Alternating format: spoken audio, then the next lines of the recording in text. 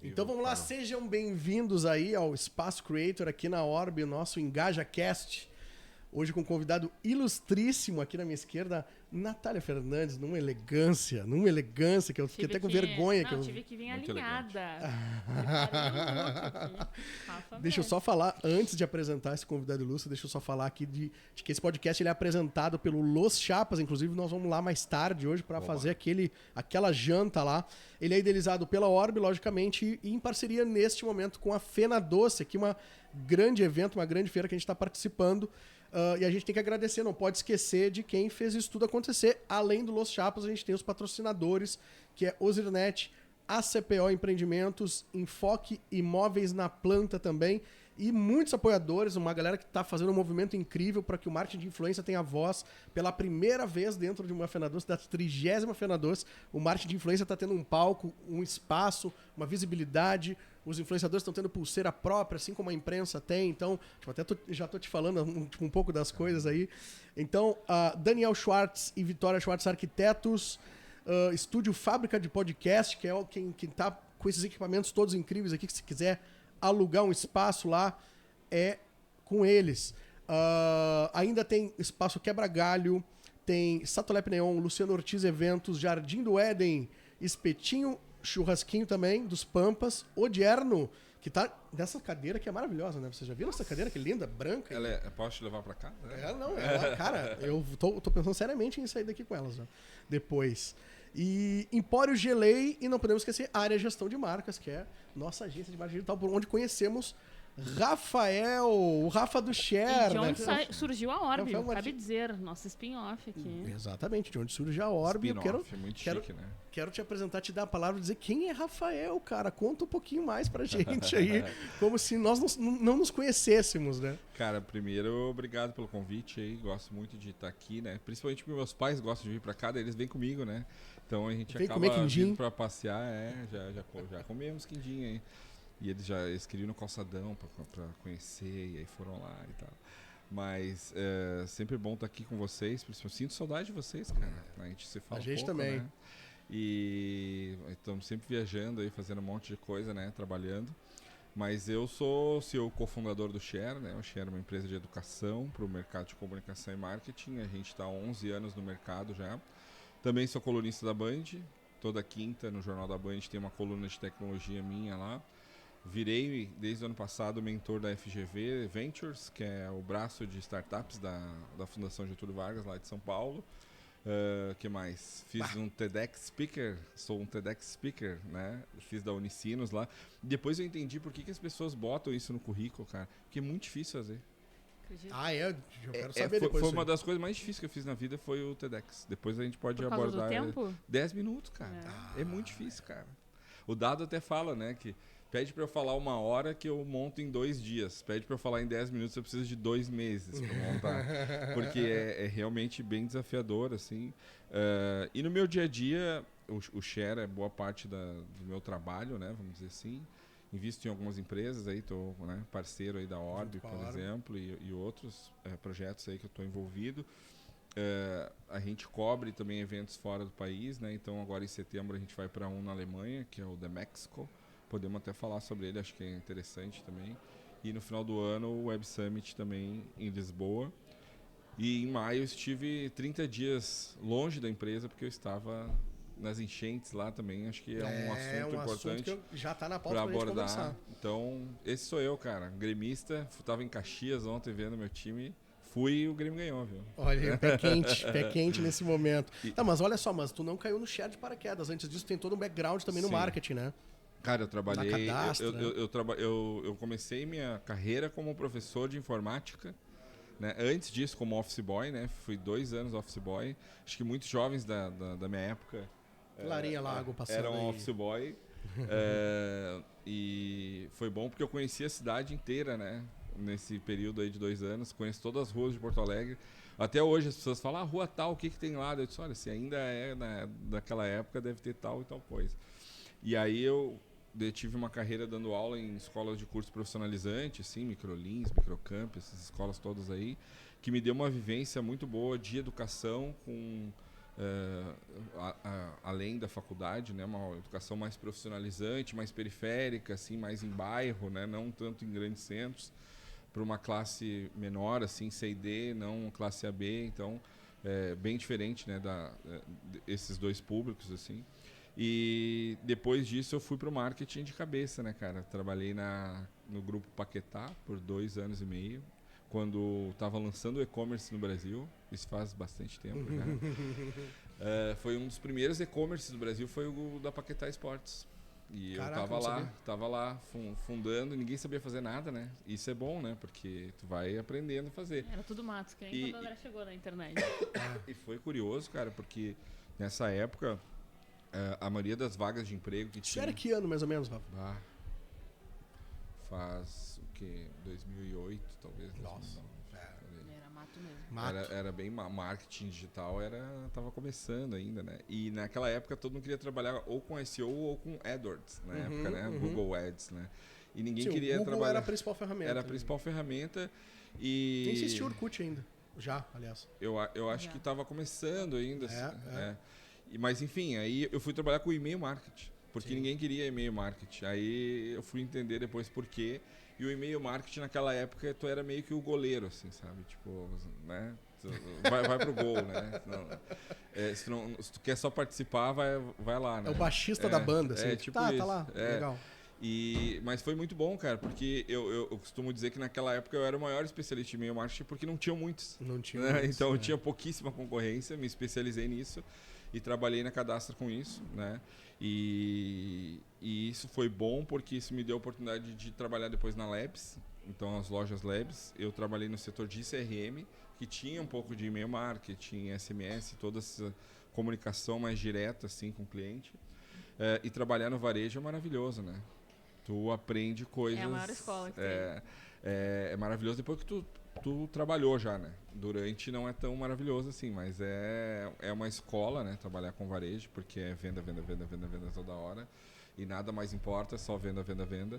Então, acho que aprendi muito nessa época, assim, né? De trabalhar em 2 grandes varejistas, que tem uma raiz, a Labs, né? Tem uma coisa no interior muito forte, né? Porto Alegre não era uma praça tão importante, né? Depois... o interior era mais, aí depois fui para a Cadastra, justamente por essa skill de e-mail marketing, porque a Cadastra na época era a maior agência de performance uma das maiores, né, do Brasil. Hoje acredito que seja, né, ainda. Isso é muito louco, né, cara? 15 anos depois os caras seguem sendo os maiores, né, do Brasil. Hoje tem escritório em vários países, né, e tal, mas eu tava no começo lá, quando eu tinha 20 funcionários. Olha aí. Era uma salinha pequena, porque eles ganhavam muito dinheiro fazendo SEO e AdWords. Inclusive o nome Cadastra era porque eles cadastravam bem no site os produtos e ranqueava bem no Google. Caraca, olha essa aí. Por isso que o nome é Cadastra. Porque o Gustavo Baquin, que era um dos sócios da Cadastra, ele morava em Londres e ele estudou SEO em Londres. E quando ele veio para o Brasil, não tinha nem Google no Brasil e ele já sabia fazer SEO. Então, quando o Google veio para o Brasil, cara, ele era o papa do negócio, entendeu? E aí todas as empresas contratavam ele para fazer SEO e tal. E a Cadastra foi uma escola muito importante também para mim, porque quando tu é o melhor, tu não busca muito referência, tu é referência, né? Então, assim, os clientes vinham com, cara, tu é o melhor, né? Então, assim, tu vai dar um resultado lá no teto, a gente dava... Só que dia 1º zero o placar e vai de novo, né? Então aquele cliente que tinha 1 milhão de meta, a gente batia, agora é 1.100.000, agora é 1.200.000. Então foi bom porque a gente teve que todo mês se reinventava, né? A gente criava metodologia nova de trabalho para otimizar os processos, porque era um trabalho muito técnico, né? Eu falava que era uma agência de publicidade, mas parecia mais uma contabilidade do que uma agência de publicidade. Não era agência de publicidade, né? Sim. Tanto que teve um tempo lá que a gente tentou trazer publicitários para pegar a verba de publicidade mesmo. E aí tem um choque cultural, que eu acho que vale um podcast também, né? Falar sobre isso, sobre o desafio que é, né? A cultura, né? Das pessoas que trabalham num lugar... que estão acostumadas de uma forma e tu traz essa pessoa para esse outro ambiente e é muito difícil, né? O dia a dia, assim, e tal. Mas aí trabalhei muito tempo na Cadastra, foi nessa época que eu criei o Share, né? Pois é, onde é que a educação te fisgou aí? Desde o começo, né? Quando eu virei professor, né? Porque Do meu 0 aos 14 anos, eu tive uma vida muito humilde, assim, né? Era pobre, muito pobre. E esse meu primeiro trabalho de office boy me deu a oportunidade de fazer um curso de informática. E aí... E tu virou professor ali também. Aí todo mês, quando a minha mãe ia lá pagava, era uma época que a gente recebia o salário e dava pra mãe, né? Mas aí, quando tu tava lá na cadastro e tal, tu tinha parado de dar aula, tu tinha parado de... Sim, já E tinha. esse retorno, assim, pensando, cara, então eu vou ensinar sobre marketing aqui. Porque naquela época, um dos grandes gatilhos... Eu sempre tive essa conexão com a educação, né? Acho que essa é a primeira coisa importante, assim. Porque a educação mudou minha vida, né, cara? Então, eu saí de um patamar lá, como eu falei, muito, muito humilde pra chegar onde eu consegui chegar até hoje. Por causa da educação, 100% por causa do acesso à educação de qualidade, né? Só que na época da cadastro eu ia muito para São Paulo para participar de eventos, de cursos e tal, e eu achava um pouco errado eu ter que ir para São Paulo. Por que os caras não vêm para cá? Porque, né? Tem um monte de agência aqui, tem um monte de profissionais aqui, e essa foi uma das motivações de criar o Share em Porto Alegre. Porque não tinha nada, assim, o que tinha era muito pouco e era meio simples, né? Tipo, eram as pessoas de lá mesmo. E aí tem o negócio do santo de casa, né? Tipo, tu não vai para ouvir as pessoas da tua cidade, né? Tu prefere assistir pessoas de fora e tal. E aí a gente montou o projeto e apresentou pro Genaro lá na SPM, né? No primeiro evento que tu foi, inclusive. E foi curioso, cara, que eu nem conhecia o Genaro. Eu cheguei na recepção da SPM, falei com a recepcionista, e eu acho que isso fala muito sobre empreendedorismo, né? Tipo, quando tu acredita mesmo, cara, tu vai cara e na coragem, não sei como. Com certeza vocês já tiveram conversas assim, né? Sim. Tipo, cara, não sei como, mas vai dar certo. Né? A gente vai dar um jeito, a gente vai falar com alguém, vai chegar alguém que a gente nem conhece. Porque essa é a chama, né? Essa visão do negócio pronto, né? Porque cara, se não for ele, é ele que tá perdendo a oportunidade, sabe? Tu vai com uma outra vibe, assim, né? De tipo, ambos precisamos um do outro, mas eu dei sorte também, porque o professor Genaro é um cara sensacional. Mas foi engraçado porque eu cheguei lá na recepção e falei, eu queria falar com o diretor. Eu nem sabia o nome do cara, né? Porque não tinha tanto acesso como tem hoje, né? A informação, assim. E aí ela falou, mas o senhor marcou horário? Daí eu falei, não, mas se ele não puder me receber, não tem problema. Daí ela disse, vou ligar. Ela ligou pra ele e ele me atendeu na hora, assim. Aí, disse, tem um cara aqui que tem um projeto de um evento, não sei, não marcou horário e tal. Porque eu pensei, se ele não me receber, no mínimo eu marco para um outro dia, tudo certo. E aí ele me recebeu, daí contei para ele. E aí quando tu conta uma coisa que tu acredita muito, cara, é muito difícil não convencer as pessoas, né? Porque tu bota uma energia especial, a paixão, né? Por isso que até hoje, quando eu vou apresentar um projeto, assim, eu quero ir, cara. Sem e-mail, sem fazer online, né? Quero estar ali, botando toda a minha energia ali para mostrar por que eu acredito naquilo, né? E muita gente não leva isso em consideração, né, cara? Porque, cara, no fim do dia é um ser humano que está ali aprovando e que é baseado por sentimentos também, pouco pela razão, né? Então, assim, acho que isso a gente vai aprendendo com o tempo também, né? Mas aí eu falando, e, cara, ele não falava nada, ele ficava só me olhando, assim, né? Daí, cara, ou ele tá achando muito ruim, ou ele tá adorando, né? Das duas, uma. Aí quando acabou, ele falou assim, cara, mas olha só, agora é 10 de novembro de 2013 e tu quer fazer o evento dia 7 de dezembro, tem menos de um mês e tu não tem nada ainda. Eu achei meio maluco essa tua ideia aí, porque o evento dia 7 de dezembro é perto do 5º dia útil, as pessoas vão ter recebido, os caras vão pra praia, tá calor, né? 7 de dezembro. Eu falei, cara, vem comigo que vai dar tudo certo. Daí, tá, mas o que tu precisa? Não, quero o auditório aí, sem custo, e deixa eu divulgar para os alunos. Não, só isso aí, peraí. Aí ele, na hora, cara, abriu a agenda do auditório ali e falou, tá liberado esse dia, eu vou reservar para ti aqui. Chamou a secretária e falou, Não tinha nada a perder ali também. Ele pensou, pô, se o cara me trouxer um monte de gente, todo mundo... E ele falou assim, cara, eu adoro pessoa maluca. Porque eu acho que são as pessoas que vão mudar o mundo, sabe? Tipo, e eu posso dizer, tava lotado porque eu fui, eu tava lá. Lotado. Não, e o primeiro já tinha cara de ser o 10º, assim. Agora, como depoimento aqui. Já tinha pirulike, não sei o que, já tinha um monte de coisa. Que tem até hoje. A gente fez agora 3 semanas atrás, tinha um pirulike lá. Tem e eu acho que alguns rituais isso também que nos ajudou, assim, né? Porque a gente não tinha uma cartilha de boas práticas de como fazer um evento. A gente fez um evento do jeito que a gente achou que ia ser legal ser um evento, né? Então, por exemplo, os palestrantes, sempre quando eu ia num evento, eu ficava um pouco frustrado, o cara dava palestra e saía por trás e ir embora. Porra, queria falar com o cara. Queria falar que eu admiro ele, que eu li o livro dele, sei lá, sabe? Tipo, essa coisa que a gente tem, assim.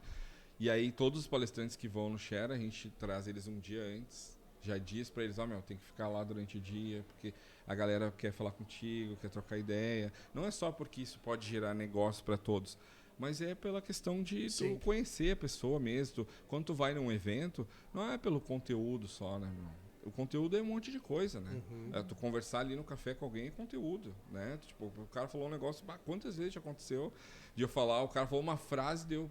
filho da mãe, é verdade. E eu tenho meu bloco de notas aqui, eu anoto coisa o tempo todo, cara. E às vezes aquilo que o cara falou direcionou melhor minha visão para o que eu tava olhando, sabe? Então, eu sei que eu sou suspeito, mas em evento, para mim, é um dos grandes investimentos, assim. Não, e aí o Share fez um evento, outro, e cresceu demais, né? A gente sabe disso, mais como um evento que a gente presencial. imaginava, assim, né? Foi para São Paulo, fez um monte de coisa e veio uma pandemia.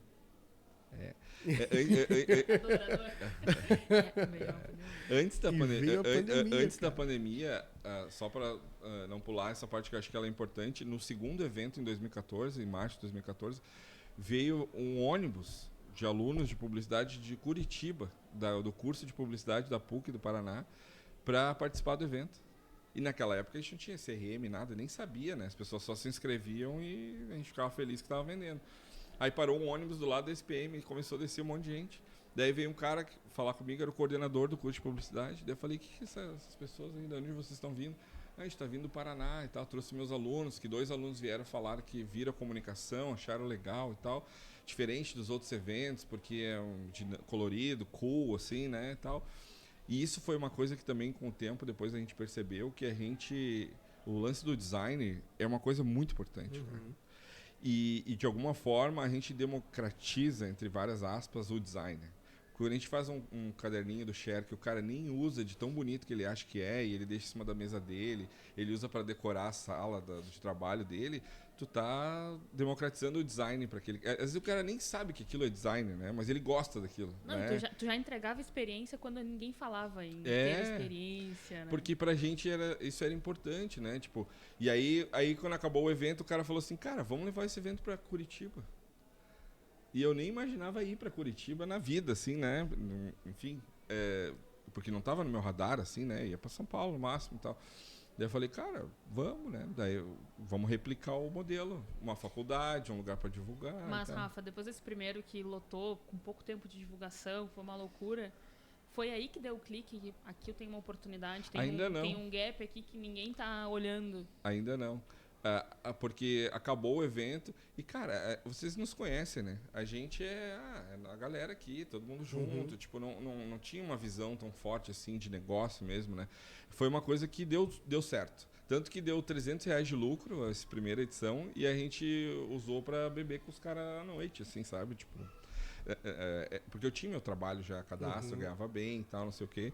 E aí, na segunda edição, sim. Que daí, quando o cara convidou para ir para fora, daí eu falei, cara, aí tem uma oportunidade. Né?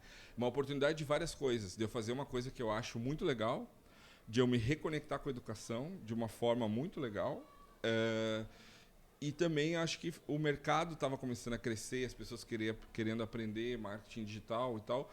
E eu acho que a minha experiência lá da época do curso profissionalizante também ativou em mim, assim, porque eu dava aula de uma coisa que é emergente naquela época, que era curso de internet, curso de Windows, como criar uma pasta, sabe? Aquela coisa. Então, acho que eu resgatei isso também, meio que uma época muito parecida, assim, sabe? Que muita gente estava aprendendo a usar coisas digitais, assim, Então, eu peguei vários começos de coisas grandes, assim, né? E aí sim, no segundo cara, isso aí pode virar um negócio. A gente fez o evento no Paraná, cara, e aí depois ninguém nos segurou, né? A gente até hoje, há 15 dias atrás, a gente fez o evento 134, isso só contando o evento presencial, né? O evento 134 em todas as regiões do Brasil, de Porto Alegre a Manaus a gente fez o evento. Manaus, Belém do Pará, Salvador, Norte e Nordeste, fez vários lugares. Parceria com grandes universidades, né? Com grandes universidades, com grandes empresas, né? Acho que o primeiro patrocínio internacional que a gente recebeu foi do McDonald's e foi um grande aprendizado, assim, porque todo mundo quer o McDonald's, né? Mas poucas pessoas sabem como chegar e menos pessoas ainda sabem como é o dia a dia, né? De conviver com uma marca tão grande, né, cara? Quando a gente fechou... o projeto, foi curioso porque eu fui para São Paulo apresentar o projeto pro cara do McDonald's, o Gui, a gente é amigo, e eu não tinha nenhuma garantia que o cara ia fechar, né? Isso também fala muito sobre empreendedorismo, né? Que é a mesma ânimo lá daquele começo lá. Pô, gastei passagem, cara. Eu falo que na época da cadastro era tranquilo, né? Só pegava a nota e tinha reembolso depois. Agora é do meu próprio bolso, né? E aí eu fui lá em Alphaville, lá fiz a reunião com o cara, apresentei o projeto todo para eles patrocinarem e o cara falou, cara, não faz sentido pro McDonald's isso aqui. Mas eu gostei de ti. E gostei da tua paixão pelo negócio. E aí é de novo isso, né? Eu vou te dar uma dica. Eu acho que ali no slide 4 ali que tu falou, volta ali. Isso aqui talvez de alguma forma nos interesse. Então volta para casa, arquivo novo, pega esse insight que eu te dei, faz de novo e o que eu posso te dar é uma próxima reunião. Cara, eu fui 4 vezes. E aí na quarta ele falou, agora tá bom. E aí eles botaram uma grana e aí era o dinheiro de mídia da agência. Tipo, eu não sabia nada disso, cara. Eu achei que o cara ia fazer não tinha Pix naquela hora, mas o cara...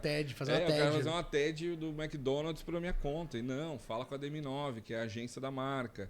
E aí eu não sabia que eu deveria ter falado Primeiro com a agência para pegar o comissionamento. E os caras ficaram bravos que eu fui direto no cliente. Mas eu não sabia nada disso. Porque era o Rafael de Porto Alegre aqui, né? E eu tava lidando com os caras gigantes de São Paulo, né, cara? E aí o jurídico do McDonald's mandou, vocês podem mandar o modelo do contrato? Aí mandei, cara, era um contrato de 3 páginas, né? Que eu peguei um template do Google, né? E só mudava as informações ali. Aí o cara me ligou de novo e falou, eu acho que tu mandou errado o contrato, tem só 4 páginas. Daí eu falei, cara, não, esse é o nosso contrato, mas vocês podem mandar o de vocês. Aí o cara mandou, tinha mais de 100 páginas o contrato. Todo compliance, né? Compliance e resguardava eles de tudo que era coisa e tal. Sim. Mas o dia que a gente botou, McDonald's vai patrocinar o Share, né? Tipo, como os caras conseguiram isso, né, cara? E aí eu acho que teve vários aprendizados também, porque quando tu tem uma marca dessas, tu naturalmente fica muito ansioso, né? Tipo, nossa, olha tudo que eu posso fazer, né? Com o McDonald's e tal. Aí eu liguei pro cara e falei, a gente podia botar batata frita no coffee break, sabe? Tipo, daí o cara falou, calma. Já fica feliz aí com o patrocínio. Pensa em alguma outra coisa, porque comida é difícil, né? Tem que chegar quentinho ali, o cara, né, se atrasou a palestra. Mas vai com calma, né? E eu acho que com o tempo a gente aprende a ter calma, né? Não sei se vocês eram assim, mas quando eu era mais novo eu era muito mais ansioso do que eu sou hoje, cara. E eu queria tudo pra ontem, o mundo vai acabar amanhã, né? A casca, a experiência vai te dando essa... tu vai vendo que às vezes é até bom que demore, né? Porque tu ainda não tem todas as informações necessárias para fazer aquilo da melhor forma possível, né? E aí o McDonald's, aí um dia eu liguei, daí eu fui numa agência, um amigo, e aí entrei na agência assim, e na mesa do cara da criação tinha um bonequinho do McLanche Feliz. Eu falei, é aí, ó, o link. Vou fazer esse link que o pessoal da publicidade gosta, os bonequinhos. Se colar, colou, né? Aí montei, ele falou, isso aí eu gostei. Vou ver o que eu consigo aqui. Aí passou uns 3 dias, ele me ligou e falou, consegui, cara. Vou conseguir mandar os brinquedos do McLanche Feliz para todo mundo que for no evento. Estouramos. Aí parou na frente da minha casa aquele ônibus DM, aqueles caminhão DM, sabe? Que é de internacional. Sim. Lá do McDonald's, parou na frente da minha casa. Aí o cara falou, tem uma entrega aqui para Rafael Martins, eu acho que estou no lugar errado. Eu falei, não, é aqui mesmo. Ele falou, tem umas caixas aí, amigo, que é para ti aí. Algumas caixas. Daí eu, não, beleza. Aí, cara, eu botei caixa em cima da minha geladeira, assim, porque eu achei que eles iam mandar um boneco para cada um. Eles mandaram a coleção do mês para cada um, todas as pessoas. Nessa época o Share não tinha endereço físico ainda. Não, era lá na minha casa, né? A gente foi ter endereço em 2019, sabe? Um bom ano para ter endereço físico, né? E aí foi bem curioso esse negócio do McDonald's, porque era o Mario Kart e a Barbie, era uma coleção legal ainda. E vem na caixinha do McLanche Feliz todos os brinquedos. É um kit que eles já criaram naquela época para mandar para influenciadores, né? Quando eles lançavam e tal. E aí quando as pessoas... Cara, até hoje as pessoas lembram disso. Isso foi em 2015. Até hoje as pessoas... Isso eu faltei. As pessoas me param, às vezes, em lugares que eu vou e falam, tu não sabe quem sou eu, mas eu tava lá no share do McDonald's, lá, eu tenho teus brinquedos até hoje guardados e tal. Então, eu acho que a gente fez várias dessas coisas que eu contei agora, e isso marca as pessoas, né? Então, assim, as pessoas não vão nas coisas do Share só pelo conteúdo. Elas já esperam uma coisa a mais, uma coisa diferente, né? Que nem agora esse evento que a gente fez em São Paulo, foi um evento pequeno, foi para 80 pessoas. Mas, cara, teve uma hora que eu olhei em volta, só tinha gente foda. Tipo, a gerente de marketing do Spotify, ela comprou o ingresso e foi. Ela podia ter me pedido, ela foi para assistir o evento. Ela estava sentada lá com um caderninho lá anotando as palestras. Vários creators, aquele do Histórias de Terapia, não sei se vocês conhecem, Sim. eles compraram ingresso para ir no evento. E aí, quando tu olha isso, que é um pouco do que eu vou falar até hoje, é o lance da relevância, né, cara? Que poucos estão olhando para isso, né? O quão importante é tu construir relevância com as pessoas e depois tu trazer algo para elas comprarem, né? Porque, pô, tu conquistou isso, o cara confia em ti. Que nem quando tu foi lá no negócio do Vinhas lá que a gente fez. Sim. Pô, nem sei o que vai acontecer aqui, mas eu tô aqui, né?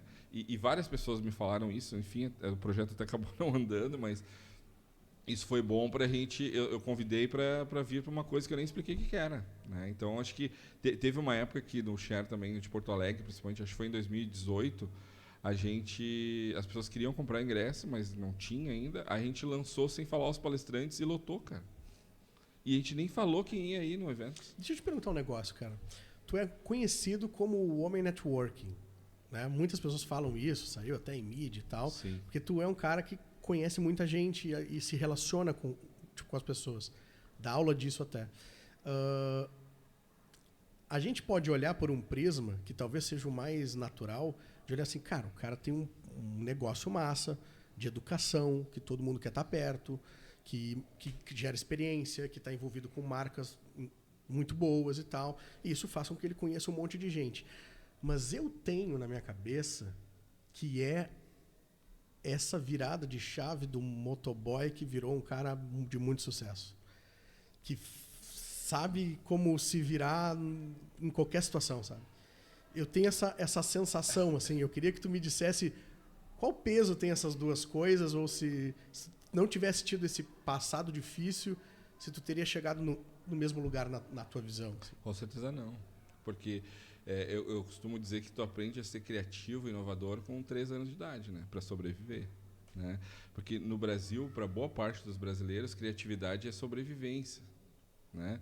Quando tu bota lá o preguinho na Havaianas, aquilo ali é sobrevivência. Né? Porque tu não tem dinheiro para comprar outro e tal. Então, não tenho nenhuma dúvida, cara, disso que tu falou, assim, que do meus 0 aos 15 anos, com certeza aquilo ali me preparou. Todas as adversidades me prepararam para empreender, porque empreender é adversidade o tempo inteiro, né? E não só isso, porque assim, uma empresa ela não cresce só através do fundador, né? A gente precisa de outras pessoas, né? Tão boas quanto nós, e se forem melhores, melhor ainda, né? Então eu acho que a gente também tem esse mérito de ter conseguido introjetar a cultura do Share em outras pessoas, do ponto de vista de a educação é importante, mas o network ele é vital, né? Às vezes eu até digo que eu não estou no mercado de educação, estou no mercado de network. E quando tu olha por esse lado, tu começa a entender várias coisas, né? Então assim, porque assim, eu tenho uma moeda muito, como é que eu posso dizer, que cativa as pessoas. Educação cativa as pessoas. Então, por exemplo, quando eu falei com o cara do McDonald's que eu estava contando aqui, cara, o cara não precisa zero de mim, né? Vamos ser sinceros, que ele precisa zero de mim, né? Tanto que nessa primeira reunião ele falou assim, cara, um dos teus argumentos de venda é que vai 200 pessoas no evento.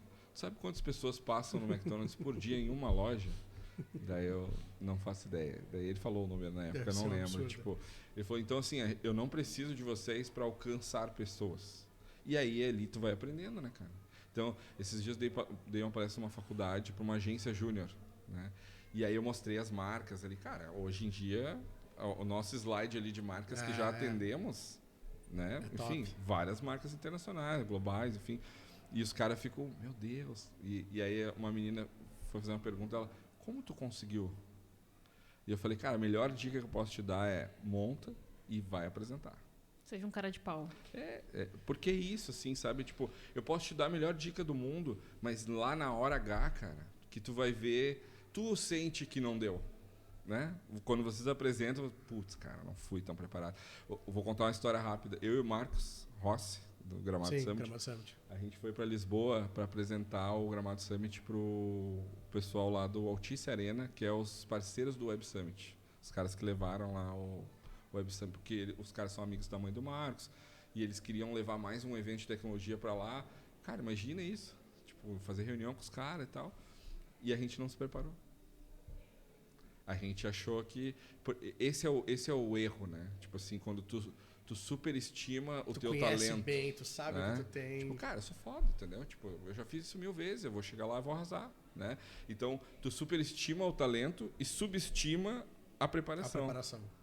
Esse é um grande erro, né? E a gente cometeu lá na prática, né? Tipo, porque chegou uma hora da reunião com o cara, os caras super solícitos, nos mostraram todos os espaços lá, não sei o quê.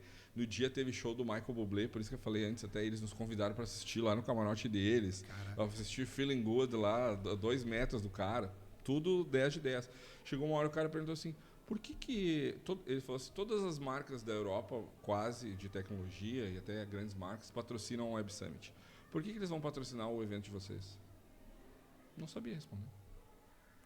E aí eu olhei para o Marcos olhou para mim e ficou todo mundo, o CEO do grupo. Né? Aí o Marcos falou do evento, mas, cara, quando acabou e a gente foi embora, eu tava puto.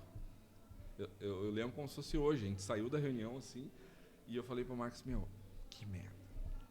Que foi, meu? Tá tão brabo. A gente não se preparou, cara.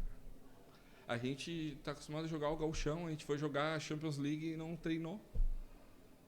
E aí a gente provavelmente, não que a gente perdeu a oportunidade, os caras ainda estão ali em volta, gostaram de nós, 2 gurizão ali que estão puxando e tal, mas é 2 gurizão, entendeu? Tipo, não são executivos de grandes negócios. A gente não se preparou, né? E aí ele, não, meu, capaz, o cara gostou. Eu falei, cara, não. Aquela resposta que a gente deu foi uma bosta de uma resposta, cara. Devia ter falado outras coisas. Esse cara tá acostumado com coisas muito grandes e tal. Então, acho que isso também foi uma coisa... Eu dei esse exemplo porque eu acho que isso foi uma coisa muito valiosa que eu aprendi nesse tempo todo do Share, assim, sabe? Então, hoje, quantas vezes eu te perguntei quem era o público, como que ia estar, onde é que ia ser. Cara, eu faço isso em todas as palestras. Se preparou. Eu pedi teu PPT para não repetir o que tu ia falar. Eu não importa onde eu vou, cara. Porque imagina, vai ter um monte de gente aqui daqui a pouco que podia estar fazendo outra coisa, né? E escolheu estar aqui com a gente para assistir e tal. Então... eu acho que isso é uma coisa... voltando lá no início da tua pergunta, esses 0 a 15 me prepararam muito para o que eu passo hoje, porque eu não me apavoro fácil também. Né? Tipo assim, aconteceu tal coisa. Cara, a gente vai resolver. Mas isso aqui... Principalmente, a gente tem funcionários jovens, né? E essa galera se apavora muito rápido. Bate uma ansiedade. Daí eu conto algumas histórias, tipo essa, assim, sabe? Daí eu falei, cara, calma, tá tudo certo. Não, mas se a gente não conseguir, a gente vai dar outro jeito, tá tudo certo e tal. Então acho que eu passei por uma pandemia e agora por uma enchente. Pois é, cara. Então, cara, tem que voltar nesse assunto, Mas eu queria perguntar, vocês cresceram com eventos presenciais, criando experiência, e aí abriram uma sede do Share muito massa lá em 2019, e veio a pandemia. E aí, como transpor essa experiência que vocês oferecem no presencial para o digital? O que aconteceu? Cara, esse ano, 2020, foi o MBA na prática, assim, né? Porque ia ser o nosso grande ano, a gente estava estourado, assim. A gente fez em 2019 14 eventos presenciais. Acho que foi o primeiro, foi o segundo ano, não, foi o primeiro ano que a gente faturou milhões, que eu nem imaginava. Já tinha investidor nessa época? Não, era só bootstrap total. Sem escritório, no segundo cômodo da minha casa, sabe? Tipo, quando eu for escrever um livro, ele vai se chamar Improvável. Porque tudo na minha vida é improvável, né? Tipo, e aí, lá em 2020, a gente tinha 6 patrocinadores que já tinham pago já os eventos de 2020. Porque a gente recebia em janeiro todos para comprar brinde para o ano inteiro e tal. A gente ia fazer 14 eventos também, a gente ia fazer 3 coberturas de evento internacional e em janeiro a gente inaugurou a escola. A gente foi contando a historinha da escola lá uns meses antes, talvez vocês lembrem de alguma coisa assim, para a galera viver isso com a gente. E aí em janeiro, quando a gente abriu as inscrições, lotou em 15 minutos 3 turmas. Em 15 minutos. E era tipo R$700, não era uma compra por impulso, assim. A gente começou a abrir outras turmas, turma para fevereiro, turma para março, e tudo lotando. Chegou a abrir turma para julho, e a gente estava em janeiro ainda. E aí, em março, quando deu tudo que deu, foi nosso último evento em Belém do Pará. Foi o primeiro em Belém do Pará, mas o último, né, que a gente fez, né, até então, naquela época. E quando a gente estava voltando de Belém do Pará, cara, eu lembro como se fosse hoje, assim, eu vendo a entrevista do Mandetta e ele falando, cara, isso aí vai durar 2 anos. E eu, que 2 anos, cara? Mês que vem eu tenho um monte de coisa pra fazer. Um monte de turma lá, pô, cara. Tá tô louco. cheio de coisa, então acho que eu vou esperar 2 anos, cara. E aí eu acho que aconteceram várias coisas, mas assim, das principais, assim, que eu lembro, eu tava preocupado primeiro se eu ia sobreviver, né? Eu, pessoa, Rafael, se eu ia sobreviver. Depois, né, meus pais, pessoas que eu amo, os funcionários, né?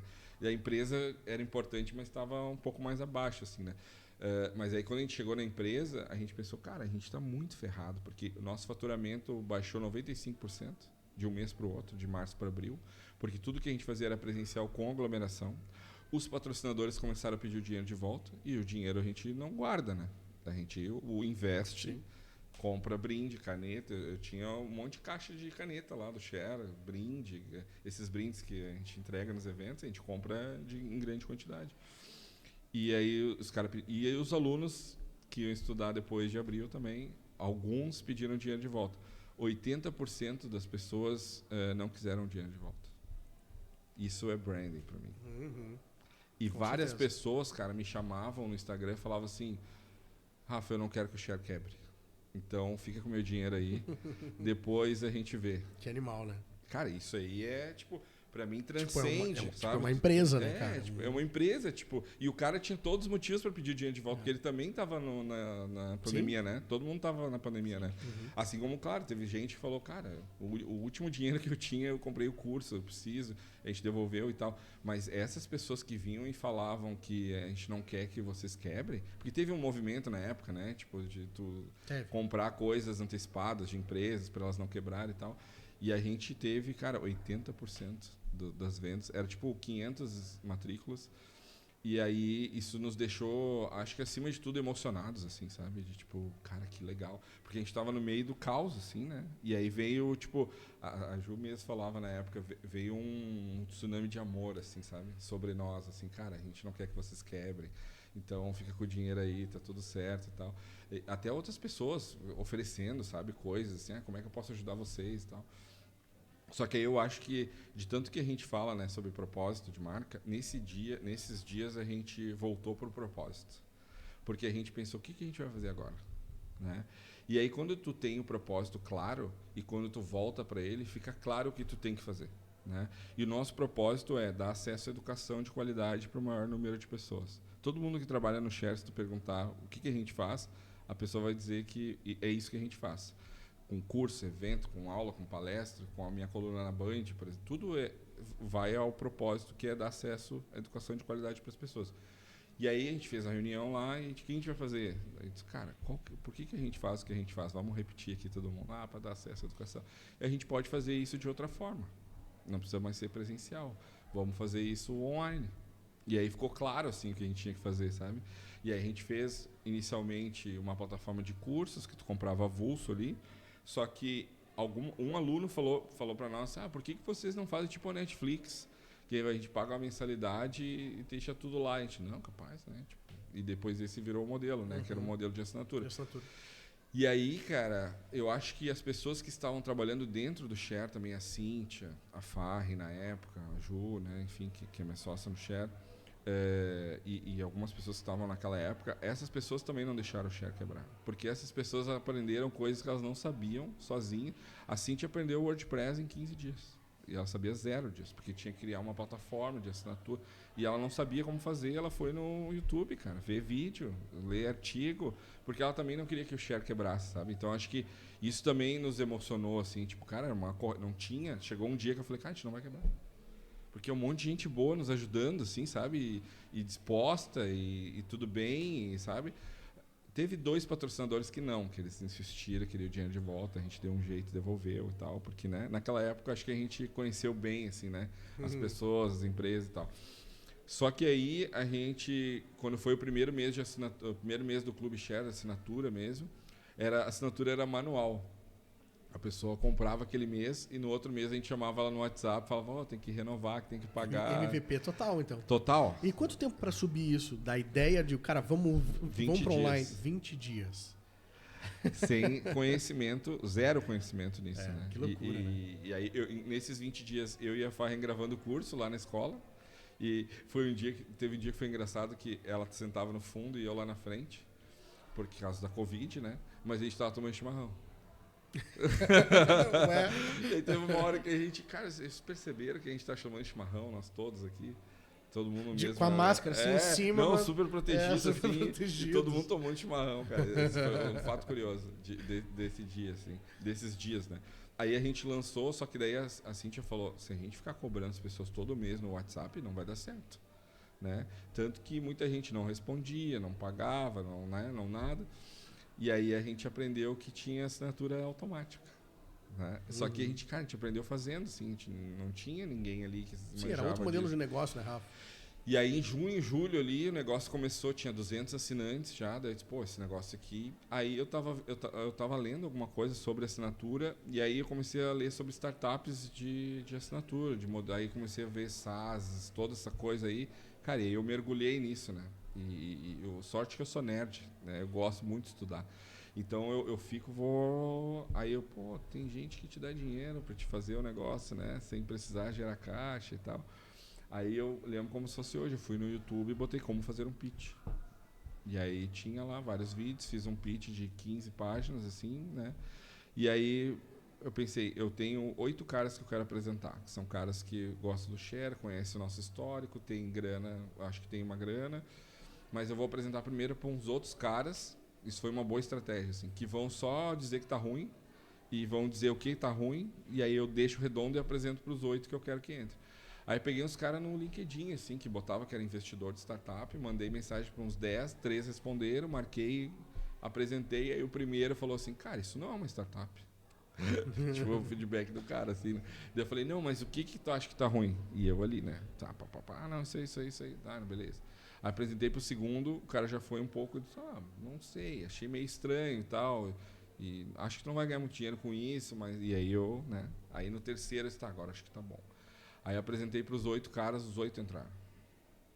Olha aí. Uma cota de, acho que foi 50 mil, sei lá. Taxa de conversão. E o primeiro cara, o vice-presidente da RBS na época, o Marcelo Pacheco, que hoje é um dos sócios da Eletromídia, trabalhando no Facebook e tal, porque eu pensei, cara, dos 8, eu acho que o mais cabeção é o Marcelo, né? Desculpa os outros que vão ouvir, mas vocês todos são inteligentes. Mas o Marcelo é um cara já está há muito tempo no mercado, esse tipo de mercado, né? E foi muito legal, e aí eu aprendi também sobre esse mercado. Cara, quando eu estava no slide 8, ele falou, cara, eu vou entrar. Nem terminei. E ele falou, porque nesse estágio que tu tá, a gente investe no empreendedor, não é no negócio. E eu vou investir em ti. Porque tu pode trazer a melhor ideia do mundo aqui, mas a gente sabe que o que faz o negócio acontecer é a execução, né, cara? E tu é um executor nato, assim, né? Sim. Tudo que eu vi até hoje, tu executou muito bem. Então, tá aqui meu dinheiro, boa sorte. E aí, só que aí quando um entra, quando tu vai pro segundo, tu diz que um já entrou, né? Claro, o cara não fica aquele sentimento, eu sou o primeiro, né? E aí, cara, os 8 entraram. Isso também nos deixou emocionados, assim, sabe? Porque, tipo, as pessoas falavam, cara, eu acredito em ti, na Ju, né, na Cíntia, acho que vocês vão fazer mesmo e tal. E aí a gente fez uma rodada e aí começamos a pagar os patrocinadores, que aí começamos a resolver os problemas e criamos a plataforma. Os 8 ainda são... Ainda são. E 3 ou 4 Agora deles... estão com um cheque muito mais gordo. Não, e 3 ou 4 deles aumentaram a participação, botaram mais dinheiro, porque assim, 2021 a gente tinha prometido 1.000 assinantes até o final do ano. E a gente fez 2.000 assinantes, a gente dobrou. Aí os caras dobraram a aposta também. Aí a gente prometeu, acho que 3, chegar em 3, e a gente chegou em 4, também dobrou, assim. Aí a gente fez 3 rodadas de investimento. Só que aí eu comecei a aprender sobre esse mercado também, que é um mercado muito duro, né, cara? Hoje eu acho que o Share é a maior plataforma, né? Nesse segmento aí. Cara, a modéstia me impede de dizer que sim, mas eu acredito que sim. Né? Eu não conheço, vou te dizer, até na América Latina, assim, alguém o Hotmart, ele acaba tendo uma intersecção, mas não é a mesma coisa. Não é a mesma coisa, não é a mesma coisa. E eu acho que, acima de tudo, assim, claro, a gente vive no capitalismo, não sejamos hipócritas, a gente trabalha para ganhar dinheiro também, mas tirando isso de lado, Tem várias coisas que aconteceram depois disso que, cara, é a minha satisfação, assim, por exemplo, uma menina lá de Manaus, do interior de Manaus, mandou uma mensagem para mim dizendo que ela assinou o Clube Share, a avó dela paga com aposentadoria os R$ 59,90 lá por mês. Né, e ela era assinante há 13 meses, e aí ela estudou, ela fez um curso de social media, de marketing digital, e ela conseguiu um emprego numa agência de Manaus, no centro de Manaus, e ela estava sustentando a família com o salário dela que ela ganhava na agência, graças ao Clube Share.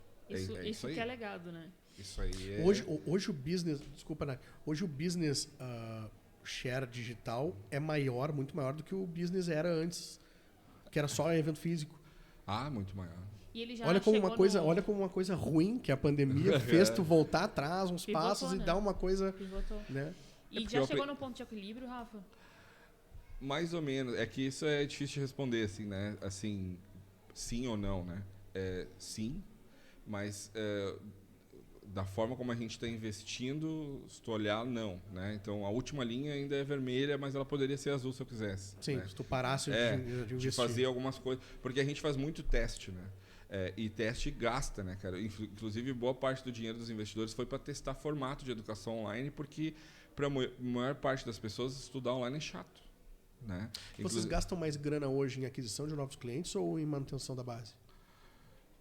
Eu acho que talvez 30% de cada uma das coisas, considerando a terceira coisa, teste de formato. Que é a maior coisa. Porque a gente contrata o professor e às vezes a gente nem usa o curso. Né? Porque não engajou tanto, as pessoas não...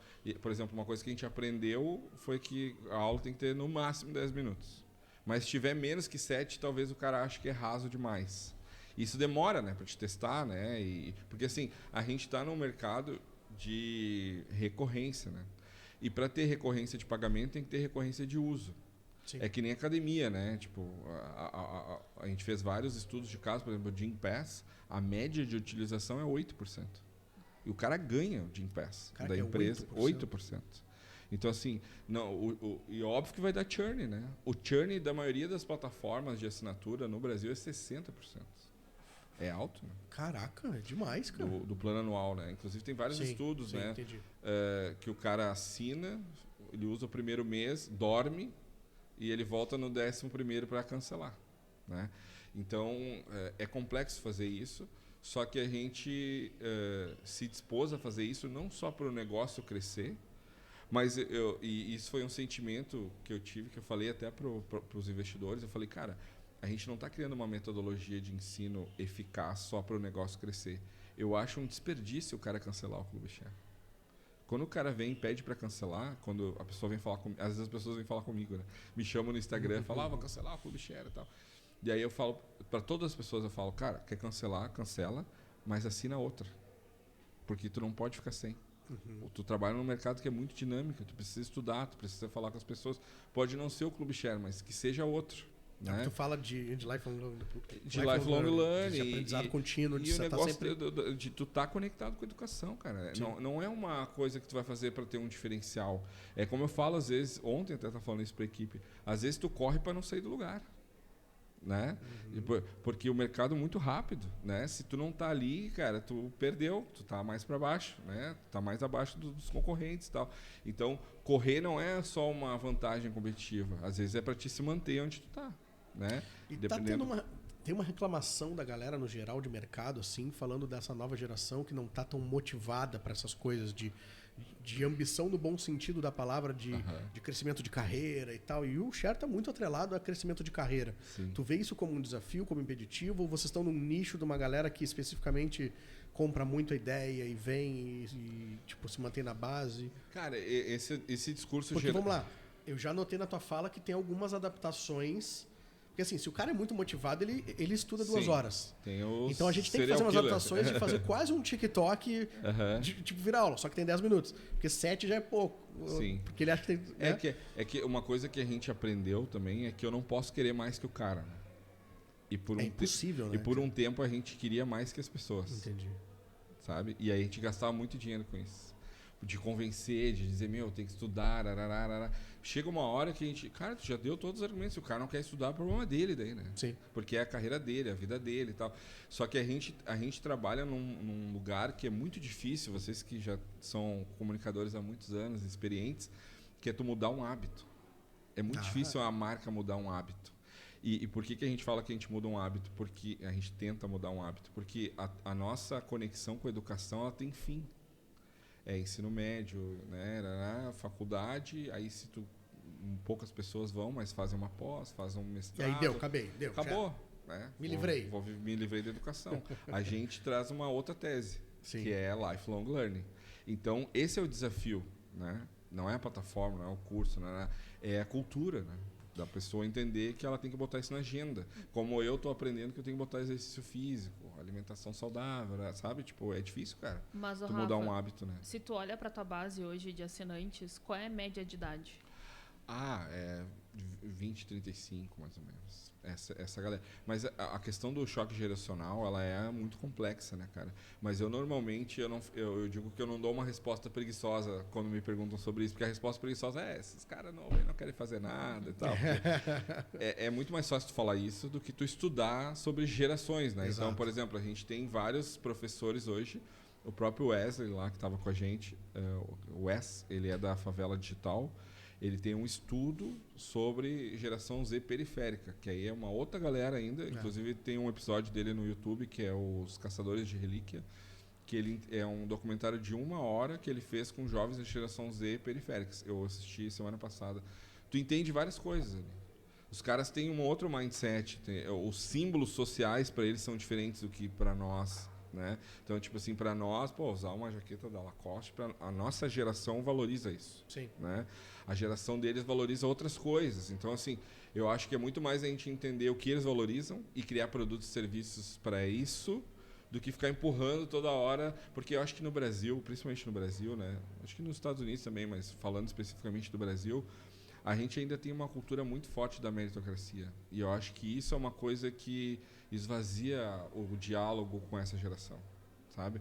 Porque o lance da meritocracia, não sei qual a opinião de vocês, mas não existe assim, né? Da forma como colocam, né? A gente teve aí recentemente um influenciador digital aí que é o cara da meritocracia. Polêmica. Eu sei de quem tu está falando. Que agora o cara está respondendo o processo do Ministério Público, assim, sabe? Tipo, as pessoas não podem trabalhar 7 dias por, né, e 16 horas por... Não pode, não é nem porque ele quer ou não quer, é porque pela lei brasileira não pode, sim, né? Sim. Então já começa por aí, né?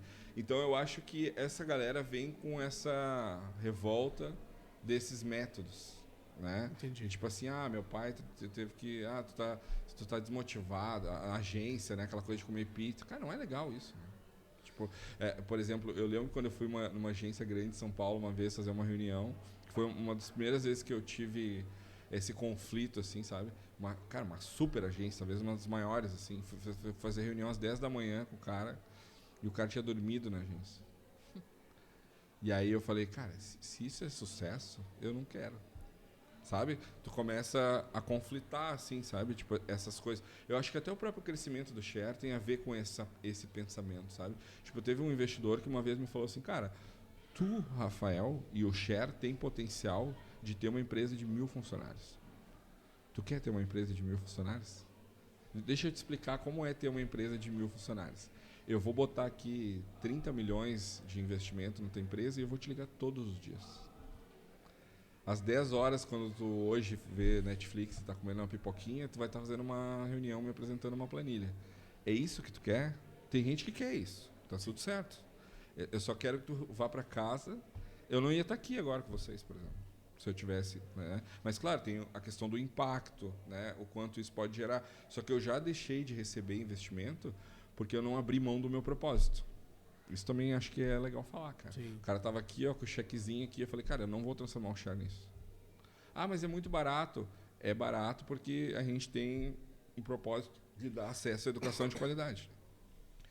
E a gente não consegue. O cara queria que eu botasse assinatura de R$200.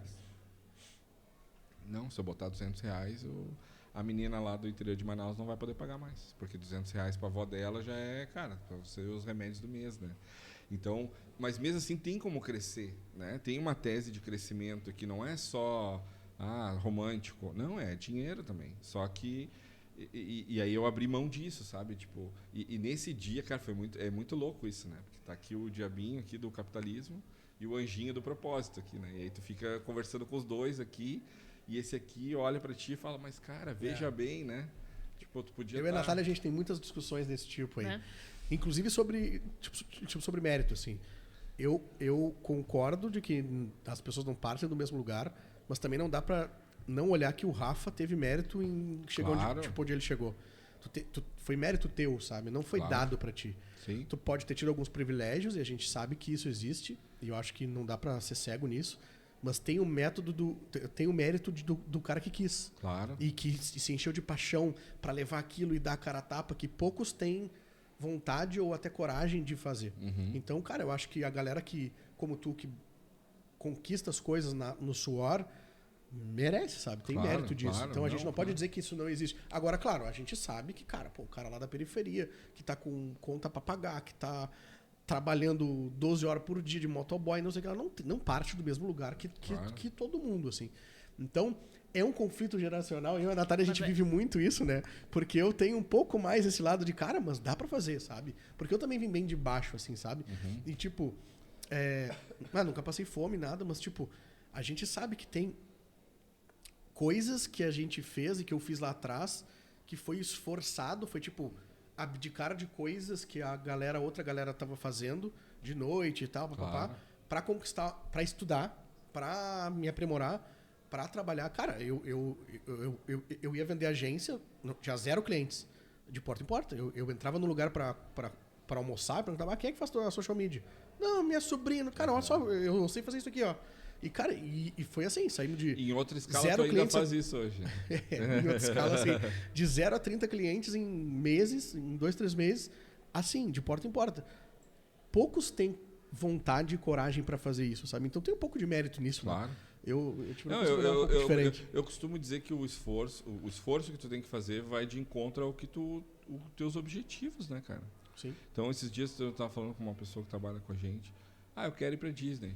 Cara, tu vai ter que trabalhar bastante, sabe? Tipo, eu não quero... Tá, talvez não precise trabalhar tanto. Eu acho que é isso, sabe? Isso. Tipo, eu acho que não... Tá ótimo. O problema é tu dizer que ir pra Disney é o sucesso. Né? Tipo assim, esse é o problema.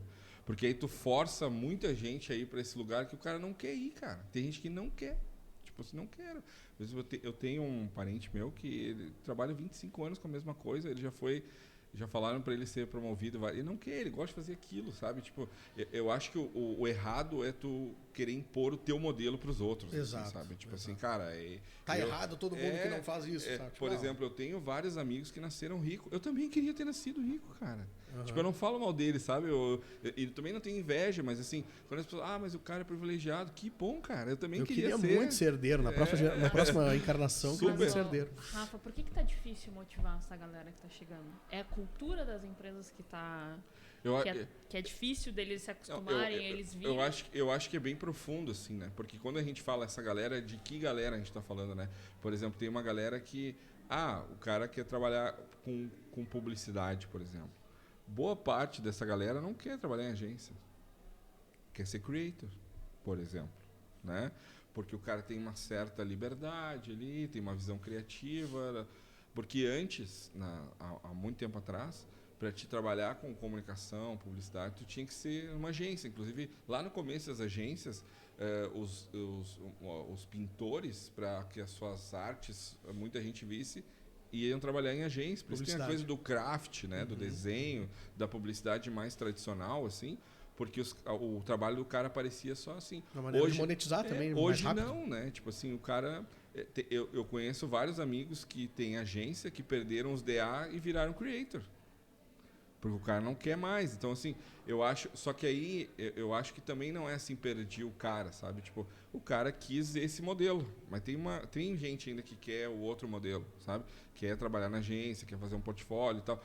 É que eu acho que tem um problema, né, que a gente talvez ainda não aprendeu, que é a dinâmica do modelo de negócio, assim, né? Ela muda muito mais rápido agora. E a gente tem muita dificuldade de adaptar isso rápido. Ou de antever isso, sabe? Prever isso. Por exemplo, eu vou falar hoje na palestra ali. Cara, eu vi uma palestra da Publicis lá de Paris, nesse evento que eu fui, que eles fizeram um filme inteiro da Coca-Cola, que antes eles demoravam 40 dias em 8 dias. Com IA? Com IA.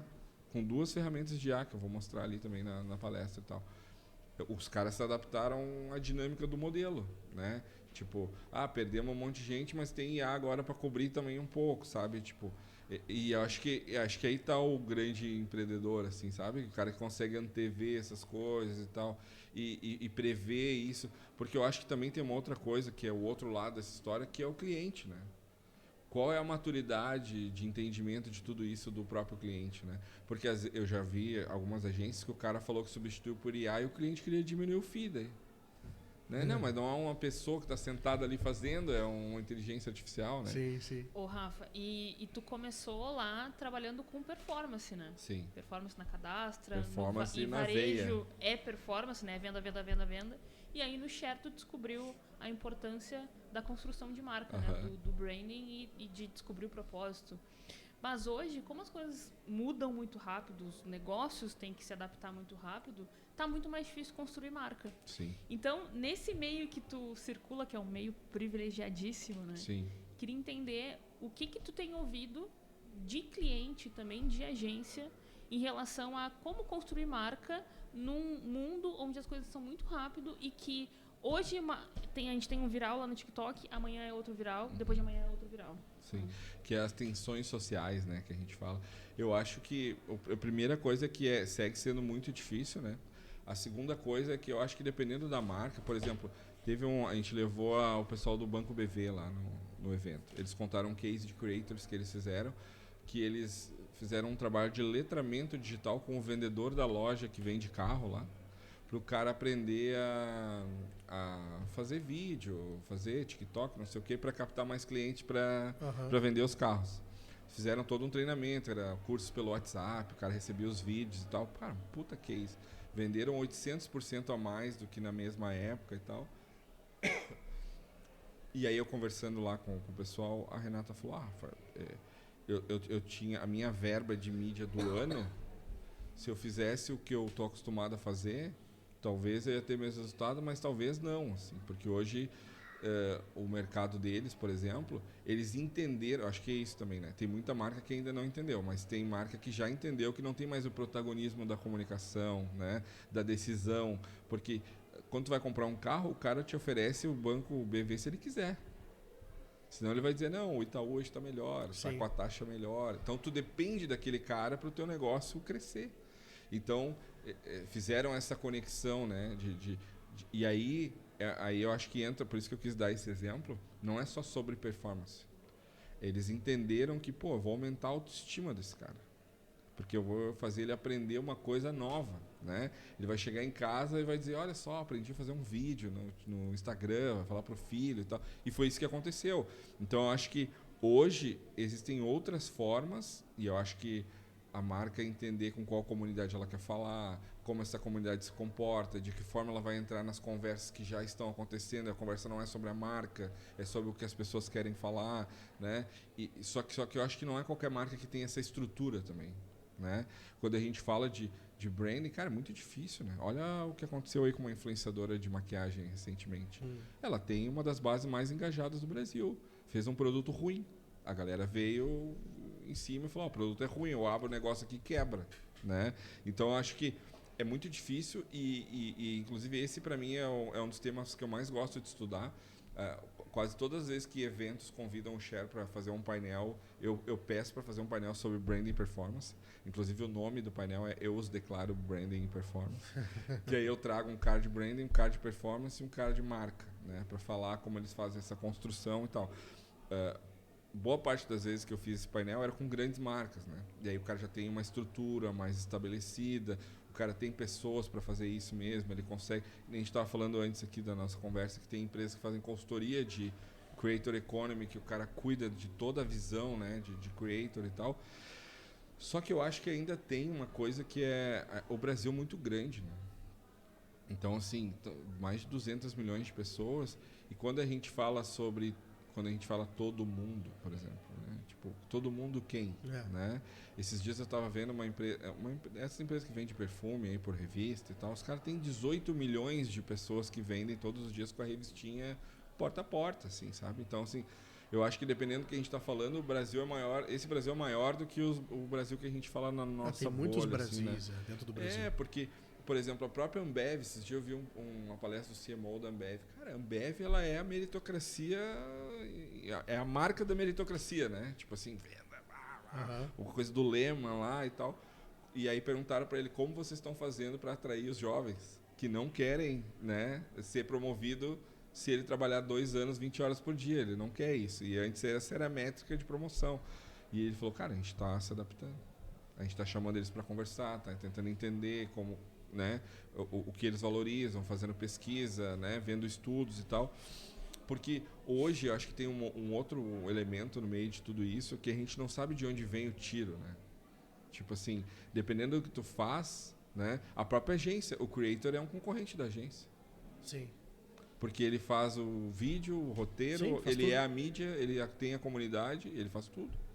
Né? Então, de que forma tu vai se relacionar com os creators? Eu vi, cara, nos últimos 2 anos, várias agências de creators lá de São Paulo perderam vários creators. Porque e isso é uma coisa que está lá na minha lista de aprofundar, assim, sabe? Tipo, essa agência está ajudando o creator a virar uma empresa, né? Ou é só um agenciamento tradicional, assim, né? Muitos deles, por exemplo, hoje tem uma linha lá, até a Pasta estava falando isso para mim, que ganham dinheiro com palestra, que era uma coisa que nem estava mapeado, assim, que o cara ia em evento mais para, tô num evento aqui e tal, mas fazer virou social.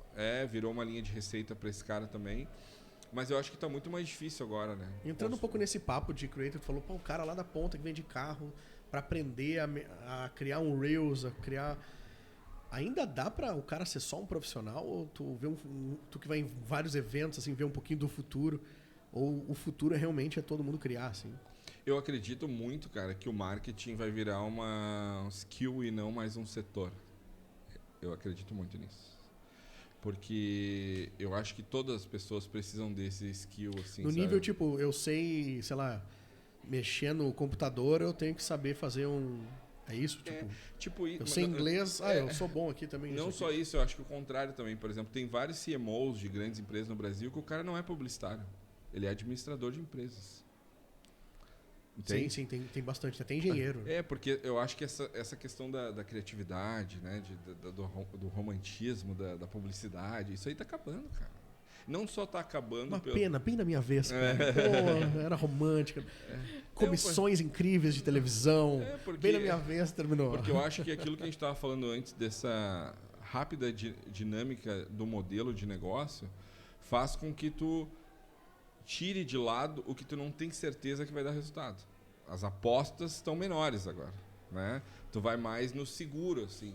Então faz mais sentido tu ter um cara de marketing que é administrador, assim, que o cara vai olhar a planilha, ele não vai se deslumbrar com o KV, sabe? Sim. Porque a despesa de marketing, historicamente, é 3% do lucro da empresa. E aí, normalmente, o presidente olha, cara, tá vendendo o que a gente previu pro ano? Tá. Então tá tudo certo, não importa se o cara tá fazendo anúncio no... Tem muita gente que fazia anúncio na revista que ele queria ser convidado para a festa. E tu relacionou isso, claro, o vendedor criando vai dar mais resultado lá na planilha, lá na ponta, isso vai funcionar. Por exemplo, esses cases aí, tem vários caras desses que eles perceberam que não precisam da agência. Só que Rafa, por que eu te falo isso? Porque assim, tem muita gente que chega na gente, tipo, profissionais muito bons, sei lá, médico, psicólogo, advogado e tal, que diz assim, cara, eu não vou fazer dancinha, eu não suporto fazer essas coisas, eu só quero ser um bom médico, sabe? Eu só quero ser um bom psicanalista. E só que tá o cara do lado ali que não sabe o que ele tá falando um monte de asneira e tá com a agenda cheia. E isso tá acontecendo muito, e é um caminho natural, a gente sabe, porque... É que no Brasil, né, cara, acho que isso é uma coisa difícil da gente admitir, isso que eu vou falar, mas quando a gente admite, a gente vive mais tranquilo, que é, quem ganha mais dinheiro no Brasil não é o melhor, é o mais conhecido. Mas acho que no mundo, né, Rafa? Mas eu acho que no Brasil isso é muito forte. É mais latente, né? Porque ninguém aprofunda nada no Brasil. Né? Por isso que tem muita gente que vive de release aí, né? Que o cara lê só o título e tal.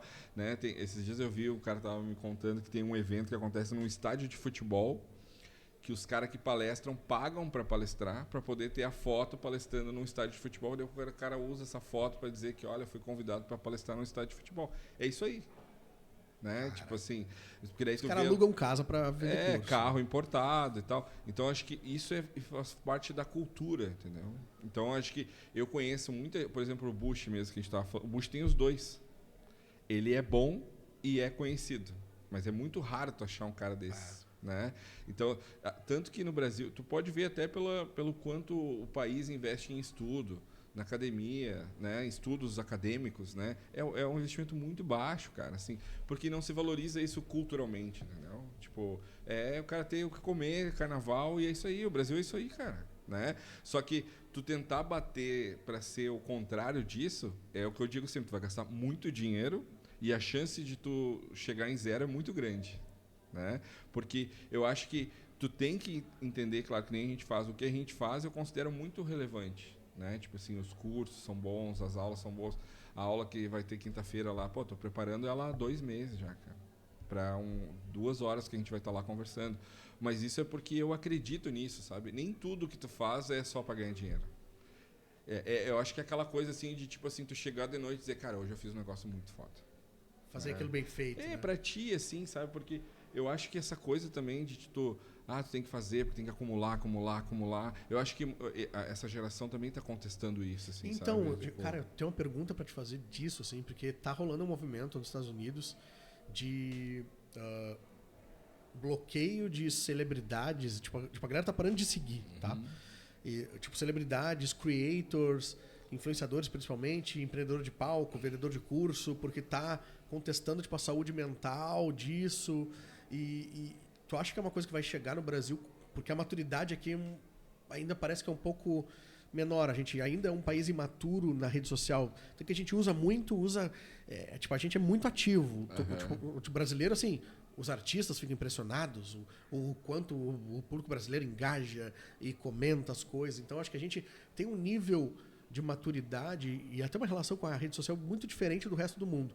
Tu acredita que isso chega aqui rápido, assim? Ou... Porque acho que chega, sabe? Mas eu não sei eu vou precisar interromper. Já chegou? Tá, já chegou, porque eu tô dando... Tipo, a galera tá parando, lá em sala tá dando um follow em todo mundo. Aí eu mostro lá o slide da Orb, olha só, nossos influenciadores, olha como a gente um monte de gente legal do estado todo, do Brasil todo. Pode crer. E aí os alunos lá, primeiro semestre, 16, 18 anos, olham, legal.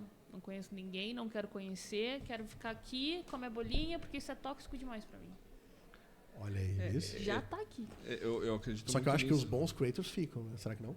É que eu acho que a gente tá no início da era da relevância. Que bom. Que bom. Né? E eu acho que a galera tá sabendo identificar um pouco isso, assim, sabe? Porque hoje é que nem o ChatGPT, né? Tu fala ali, deixa esse título mais atrativo. Ele vai deixar para todo mundo mais atrativo e ninguém vai ser atrativo, né? Então, eu acho que quando tu aprofunda um pouco, assim, tu começa a entender. E aí, cara, eu sou um cara que gosto muito de estudar cultura urbana, assim, né? É uma coisa de estudo muito forte. E até vou falar ali do Travis Scott, por exemplo. Eu trouxe uns 5 slides para falar dele, assim. Porque muita gente nem sabe quem ele é.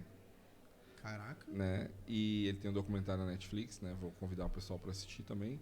Mas ele lança um tênis que custa R$25 mil. Então, assim, tu precisa... Se tu é um comunicador... O Rafa tem uns 2 ou 3. Se tu é um comunicador, tu precisa entender por que isso acontece. Sabe? Esse movimento social por trás disso. Porque daí tu entende que não é mais sobre alcance de mensagem, não é só sobre aquilo que a gente estava acostumado, cara. É uma outra coisa que tu não sabe o que é. Tu pega, por exemplo, assim... Esses dias eu estava conversando com o Eliezer, que trabalha na Raider. O cargo dele, ele é influência e cultura urbana. Esse é o cargo dele. E aí a gente estava falando sobre o MC Hariel. Cara, as pessoas não sabem quem ele é. E ele cantou com o Gilberto Gil há 3 semanas atrás. E o cara, ele dita tendência, ele dita cultura, sabe? Ele dita o que esses jovens... estão seguindo agora, e a gente não sabe quem o cara é, sabe? Tipo assim, então eu acho que é para esse lugar que a gente vai ter que humildemente ter que ir, porque eu acho que o que falta muito no nosso mercado, cara, é humildade intelectual, assim. Opa, né? Como assim? Explica melhor. Porque eu acho que a gente chega num nível que a gente eu já sei, cara, isso aí que tu tá falando é bababá, tu desliga o cérebro, o cara tá falando, tu, tá bom, sabe? Só que eu acho que quando tu te coloca nesse lugar de, cara, eu não faço a menor ideia sobre por que o Travis Scott bomba tanto, aí que tu vai começar a crescer, sabe? Por que o MC Haria... Porque os caras só falam, os caras funkeiros que... Esses dias eu tava num painel até, deu uma discussão assim, que o cara falou, não, esses caras aí que só cantam putaria e ficam ostentando. Eu falei, cara, essa é uma análise muito rasa. Bem rasa, bem rasa. Tu acha que 80 milhões de pessoas seguem esse cara e qualquer coisa que ele faz, Só as pessoas por causa compram disso, só porque ele é isso? E outra, será que nesse segmento só tem cara que faz isso? É. Não, pelo contrário, tem uma diversidade muito grande. Cara, tipo, assim como eu acho que essa molecada que, não sigo, não sei o quê, eu aposto que se a gente pegar o Insta deles ali, o TikTok, tem um monte de influenciador. Só que eles não estão interpretando que a galera... Que a gente viveu essa transição da blogueira de vida perfeita, sabe? Eu acho que tem uma diferença da blogueira de vida perfeita para uma galera que agrega uma comunidade massa falando coisas legais, assim. Tipo o próprio Rafa, que inclusive temos que falar disso, que o homem saiu agora numa enchente, não sei quantos seguidores, tomou muito seguidor, por entregar um conteúdo muito valioso no momento certo, na hora certa. Mas é a relevância, né, cara? Relevância, eu tava fazendo uma coisa muito relevante e eu nem percebi, assim, eu tava só fazendo, né? Mas eu acho que é isso, sabe? A relevância vem de um lugar muito genuíno, assim, sabe? Tá com quase 100 mil seguidores, sabia? Agora nós vamos vender ele mais caro agora. Que tu não faz pra ganhar dinheiro de primeira, assim, sabe? Tipo, tu faz porque tu acredita naquilo, né? Então, quando eu fui lá fazer o negócio das enchentes, eu nem imaginava, cara, que eu ia ganhar 50 mil seguidores em um mês, assim, sabe? E não é só os seguidores, né? Tipo, a conexão que eu tenho com essas pessoas, Exato. né? Eu recebi muita mensagem de gente chorando, cara, que leu os meus textos lá e tava chorando, passando por isso, não sei o que e tal. A gente ajudou 150 mil pessoas em um mês, cara, lá no Instituto. Sim. Usando todo o meu conhecimento dessas coisas que eu tô falando para vocês, assim. Porque quando eu cheguei lá no primeiro dia do Instituto, cara, era um caos, né? E aí eu entendi o que era uma catástrofe. A palavra catástrofe.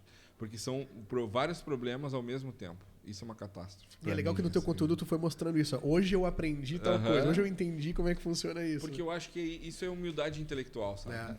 Tipo, tu chegar e dizer, olha só o que eu aprendi hoje, sabe? Tipo, eu não fazia ideia que era assim, né? Por exemplo, aconteceram alguns fatos muito fortes, que até não falei nos posts, porque eram muito fortes, mas posso falar aqui. Que, por exemplo, a gente fazia as entregas, né? As pessoas demandavam lá para o Instituto, a gente já anotava o que elas precisavam e pegava voluntários e entregava. Aí teve um dia que a polícia militar foi lá para saber o que a gente estava fazendo, queriam ajudar e tal. Eu falei, cara, a gente precisa de gente para entregar, porque depende dos voluntários, se vocês puderem nos ajudar aí, vocês têm uns carros grandes, né?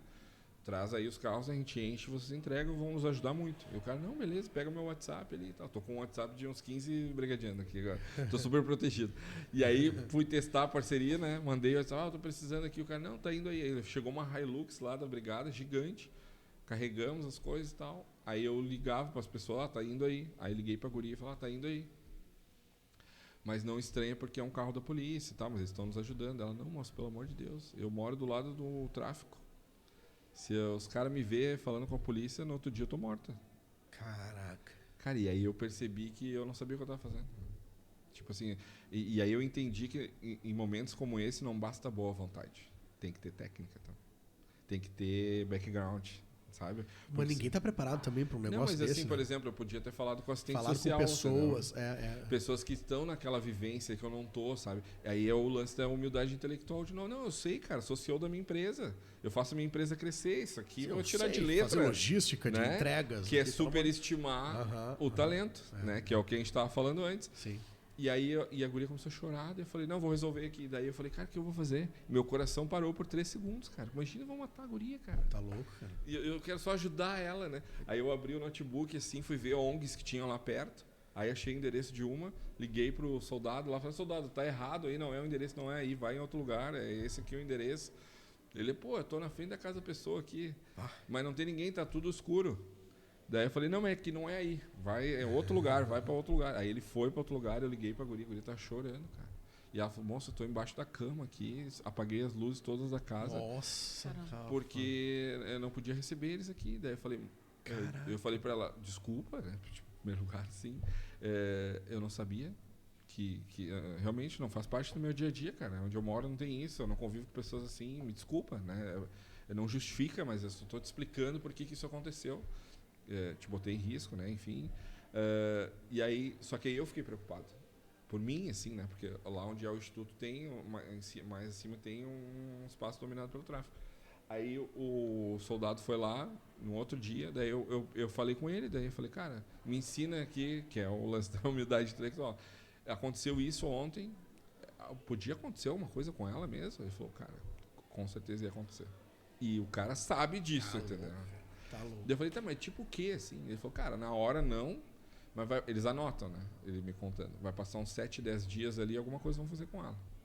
Ele falou, há uns 3 meses atrás a gente foi atender uma ocorrência lá que um colega foi levar um nebulizador para um cara e o traficante viu, o pessoal lá do tráfico viu ele recebendo e fizeram uma represália com o cara depois, cortaram o braço do cara, sei lá. Meu Deus. Sabe? Porque, cara, a gente não tá... E eu aprendi muito mais coisas do que ensinei lá, sabe? Tipo, a gente criou uma máquina de doações. Eu peguei todo o meu conhecimento de máquina de vendas, de lead. Eu falei, a gente precisa criar uma máquina de doações aqui, porque eu tava fazendo 4 entregas por dia. E eu precisava fazer 80. Como eu deixo isso aqui, mas como eu escalo, sabe? E aí a gente pegou, eu 2 engenheiros ali, um cara de... E a gente fez um plano ali e deu certo, entendeu? Então, acho que foi um momento, assim, que aconteceram coisas como essa que eu acabei de contar, que, cara, terrível, né? Tipo, como é que eu poderia imaginar que isso poderia... Teve uma outra coisa que aconteceu, a gente vai falar, né? Tá. Que também acho que é um caso curioso de se contar. Chegou uma senhora com 2 crianças de 3 anos lá, que era na época que estava faltando água na cidade inteira, não tinha nem para comprar, nem na torneira e tal. Chegou com 2 crianças de 3 anos e falou, moço, meus filhos estão 2 dias sem tomar água.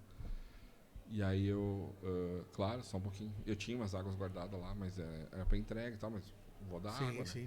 3 anos, né? Não existia nenhuma possibilidade de não dar. Aí fui lá pegar água, daí a assistente social que estava lá junto falou, não dá. Eu, como assim, cara? Não tem nenhuma possibilidade, com todo respeito a ti, ao teu trabalho, mas não tem como eu não dar água.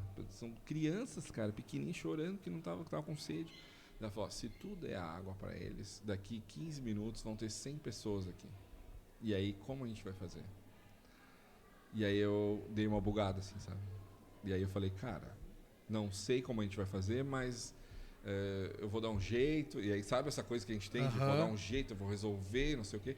Só que quando tu faz isso, e foi isso que eu percebi, tu tá desrespeitando a pessoa, entendeu? E isso eu percebi na hora, assim, sabe? Tipo, cara, eu tô desrespeitando o trabalho dela, sabe? Ela tá falando que não é pra fazer. Ela sabe o que ela tá fazendo, eu não sei. Só que aí eu falei, cara, eu falei pra ela, eu não sei direito o que te falar, mas como é que eu vou mandar 2 crianças de 3 anos pra casa, cara? Teu filho pequeno, tu sabe, né? Tu convive também, tu sabe, né? E aí... Daí ela falou, tá, faz o seguinte, pega a água, vamos lá, vou contigo, vou te mostrar como é que faz, mas assim, a gente tá correndo risco, tá? Só pra te deixar claro. Aí a gente chegou lá, falou pra guria, ó, não é o instituto que tá te dando, é o Rafael que tá te dando, mas não conta pra ninguém, fala que tu recebeu, tava caminhando na rua que a gente deu, porque senão vai causar um problema pra nós aqui. A mulher, não, moça, pelo amor de Deus, começou a chorar e tal, deu água pra as criancinhas pegando, assim, cara, tomando água. Não esqueço dessas cenas, assim, sabe? Imagina. Daí tá, foram embora, 12 minutos. Tinha 30 pessoas lá na frente do instituto. E aí a Ana me olhou assim, aí eu fiquei pior ainda, sabe? Porque, tipo, daí eu percebi tudo que aconteceu ali, sabe? Daí, pô, eu vou falar com os caras, né, cara? Eu não sou o cara pra vender, pra negociar, pra dar palestra. Agora eu vou falar com 30 pessoas aqui agora. E vou ir de coração aberto, cara. Porque, tipo, eu não tô fazendo mal pra ninguém, sabe? Foi isso que eu pensei quando eu tava indo falar com os caras. Eu tô indo ajudar eles, cara. Eu sou voluntário aqui. Eu podia estar na minha casa vendo Netflix, entendeu? E aí foi o que eu falei pro cara. Tinha um cara que tava puto, cara. O cara queria bater em mim. Falou, eu tô com minha mãe, minha avó também, então sem tomar água. Eu também tenho filho pequeno. Por que vocês escolheram ela? Eu falei, cara, olha só. Em primeiro lugar, calma, tá? A gente não deu, tal. Eu fui dar uma negada assim, daí ele, como que não, cara? Não tem nenhum lugar para comprar, nem num raio de 100 quilômetros aqui, ninguém tem água, e só vocês que tem, tu vai me dizer que não foi tu que deu? Se tu começar assim, vai dar problema. Daí eu falei, tá, desculpa, eu menti, eu realmente dei água para ela. Mas, pô, se coloca no meu lugar. Aí ele falou assim, se coloca tu no meu lugar, que eu também tenho. E aí, cara, aí vem a galera assim, daí eu falei, gente, olha só, eu sou voluntário aqui, a gente tá tentando fazer o máximo, cara. E aí eu até falei pro cara aqui, vem me ajudar aqui. Vem trabalhar aqui junto comigo. Me ajuda, eu realmente tenho 30 litros de água ali. Me ajuda a pensar o que eu vou fazer com essa água. E aí o cara, pô, pode crer, né? Tipo, o cara não tá... né? Tipo, só que, claro, eu entendia que as pessoas estavam muito sensíveis, né? Tipo, tava todo mundo à flor da... Imagina, cara, tu não tem água para beber e dá para as pessoas que tu ama. Eu azar. Mas as pessoas que tu ama é muito mais forte do que a ti mesmo, né? E aí eu, falei pro cara ali, daí a galera baixou a bola, assim, sabe? Eu falei, cara, mas assim, ó, eu tenho meu compromisso que assim que a gente parar de conversar aqui, eu vou ligar para quem tiver que ligar e eu vou conseguir mais água. E realmente, se tu puder me ajudar, daí ele, não, vou te ajudar. Daí o cara foi lá e virou um voluntário. Que massa. Sabe, tipo, porque é isso, sabe? Eu acho que às vezes quando tem situações, assim, tipo, eu já passei como empreendedor várias situações difíceis, assim. E as melhores formas que eu resolvi foi quando eu falei a verdade. Porque aí cara, é isso aí. Né? Tipo assim, não foi o palestrante. Eu fui lá e falei, galera, o cara não veio. Deu o bolo aqui. Mas sim, tem razão. Talvez a gente podia ter feito diferente. Não deu pra fazer. Não é por mal, é isso aí, cara. Claro, nem todo mundo entende. Uns vão ficar bravos e tal. Que nem tava vendo agora o projeto, um amigo meu viu uma galera comentando mal lá e tal. E ele respondeu, cara, tu tem razão, realmente. A gente deveria ter feito de outra forma. Não deveria ter feito assim. Agora, na próxima, talvez a gente melhore. Mas também não vou te garantir que talvez não dê um outro problema. Imagina aqui uma feira desse tamanho, quanto problema não deu, cara. Tá louco? Que não estava previsto. Só no nosso espaço aqui eu posso te citar uns 10 ou 15, assim. Porque é normal, né, cara? Um monte de coisa envolvida, um monte de gente. Agora, tu imagina uma calamidade onde tá faltando água, onde não tem... E as pessoas muito sensíveis, cara.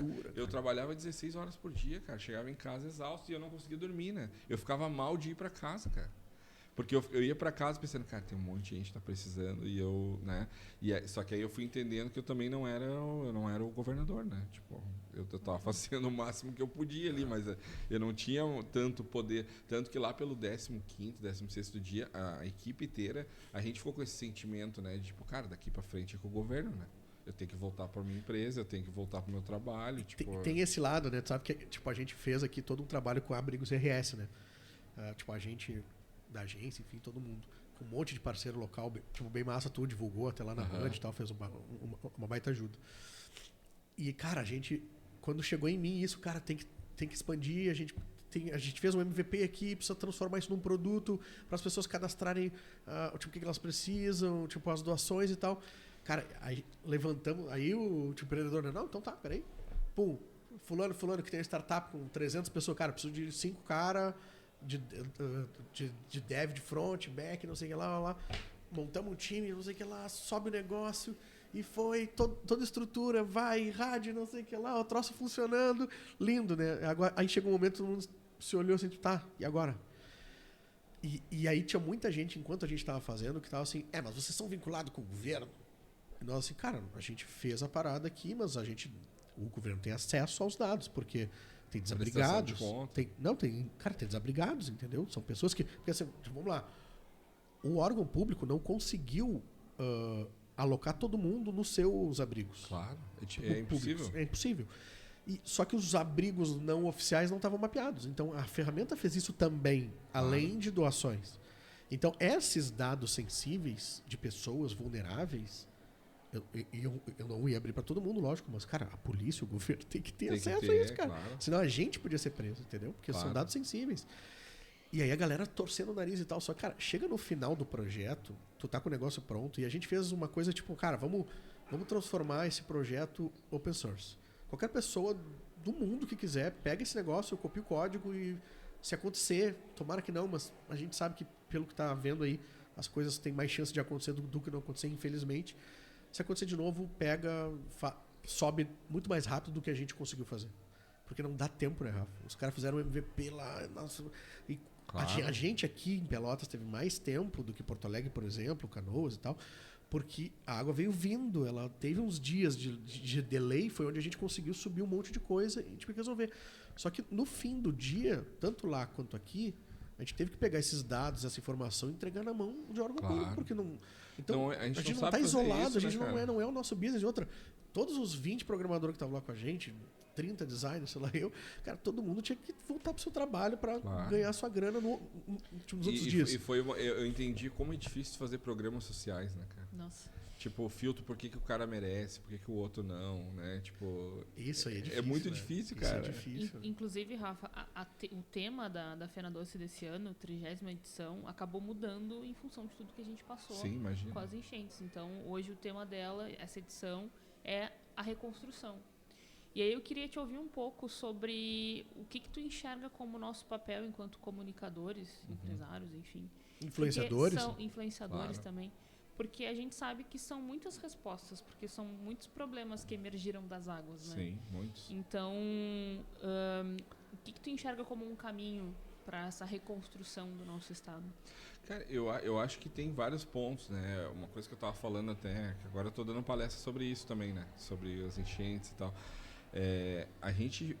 O problema social, a gente vive mesmo antes das enchentes e vai seguir vivendo por um bom tempo, né? Então, assim, o que a gente teve foi algo emergencial que precisava ser feito ali, né? Porque tava, obviamente, alguns com mais condições, outros menos, mas todo mundo meio que vivendo a mesma coisa, assim, né? Não do mesmo jeito, mas a mesma coisa, né?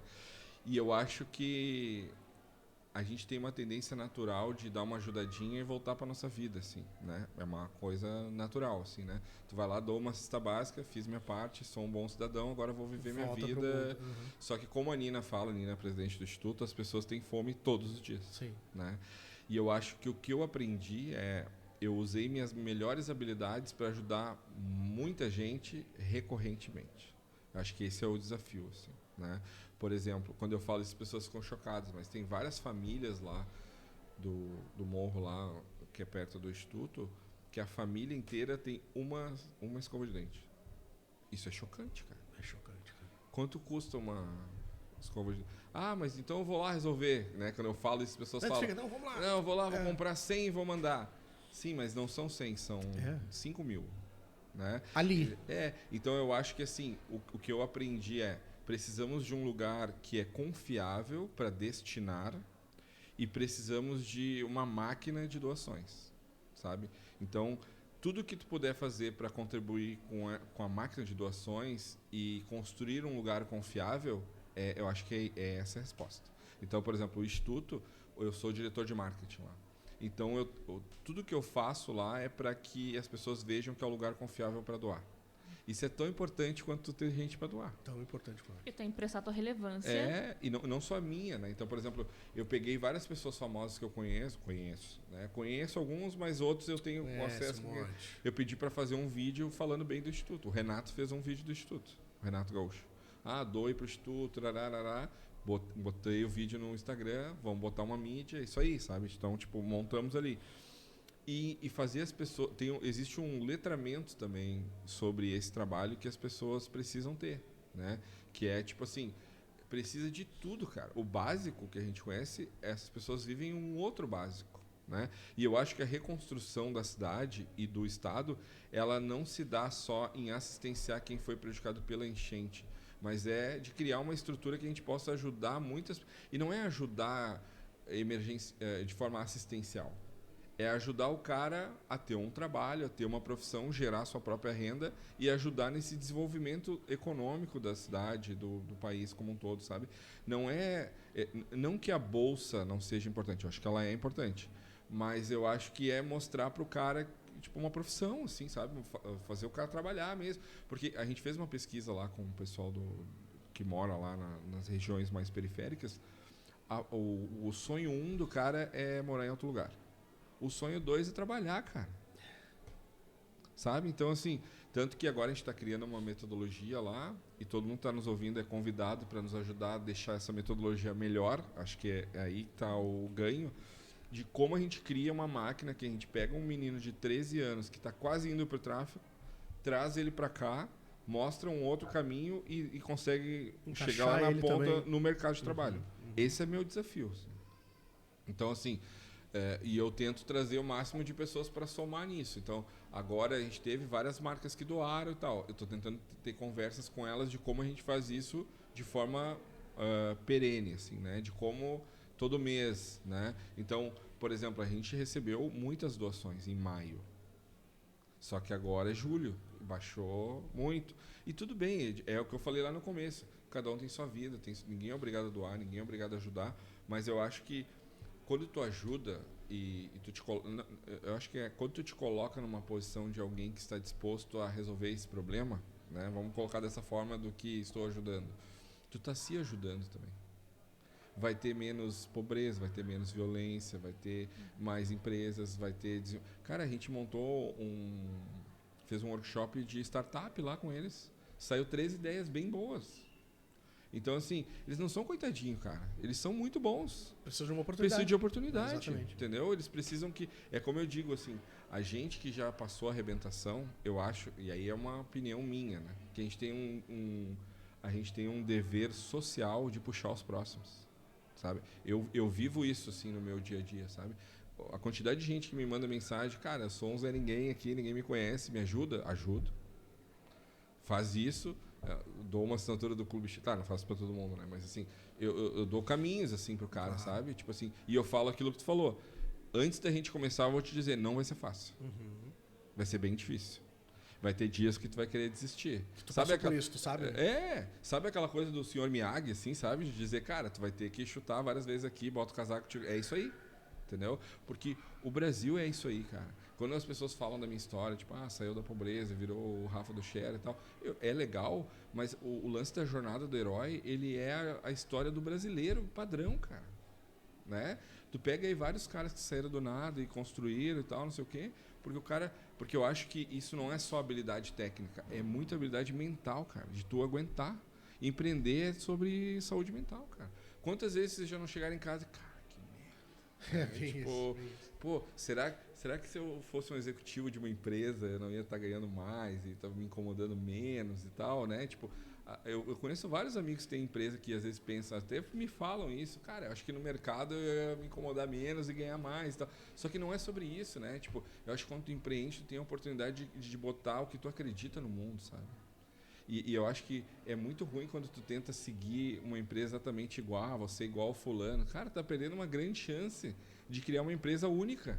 O que o Cher faz, eu acho que é único, porque a gente tem muita coisa. Cara, tem várias coisas que a gente faz que nem dinheiro dá, mas é legal pra caramba.